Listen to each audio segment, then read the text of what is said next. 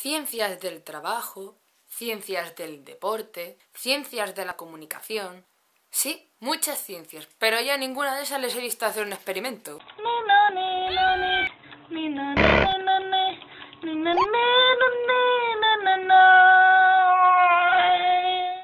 Hola guaraneros, estamos rodeados de carreras que en su nombre llevan la palabra ciencia, pero ¿son realmente ciencias?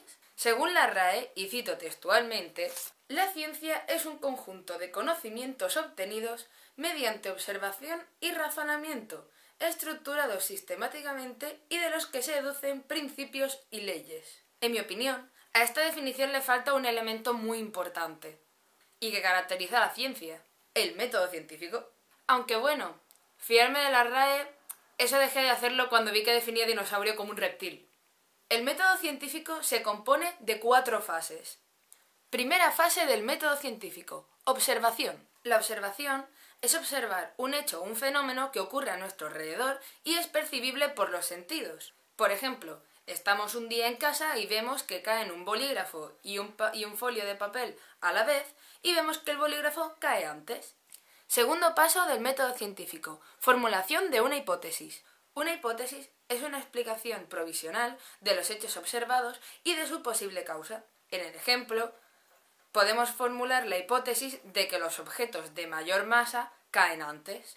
Tercer paso del método científico: experimentación.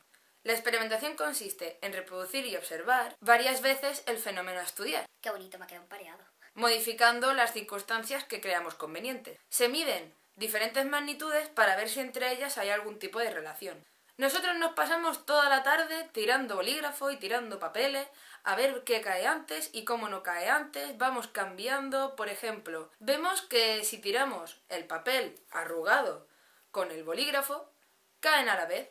Y luego tiramos el papel arrugado con otro papel, un folio normal, bien, sin arrugar y sin nada, los tiramos y vemos que el papel arrugado cae antes que el papel sin arrugar. Hasta que venga tu madre y te dé un cate por el ruido que está haciendo de tirar cosas. Cuarto paso del método científico: emisión de conclusiones. Se interpretan los hechos en relación a los datos obtenidos de la experimentación. Después de estar toda la tarde tirando papeles y folio, llegamos a la conclusión de que no es la masa, sino la forma la que determina el tiempo de llegar al suelo de un objeto. Si se repiten ciertas pautas, puede enunciarse una ley científica, que suele expresarse matemáticamente, y es, por tanto, predecible. El conjunto de leyes se integran en teorías. Una teoría es una explicación global de observaciones y leyes interrelacionadas. Y este ha sido el vídeo de esta semana. En el mundo actual se confunde con demasiada facilidad el término de hipótesis y teoría, dando como teoría hechos que aún son hipótesis y diciendo que son hipótesis hechos que ya son teoría. El método científico se lleva a cabo para que otros investigadores puedan hacer el mismo experimento que has hecho tú y llegar a las mismas conclusiones o a otras si los resultados son diferentes. El ser humano se equivoca, por lo tanto un científico también puede equivocarse. Equivocarse es de sabios, pero es de aún más sabios reconocer que te has equivocado. Hasta luego, guaraneros.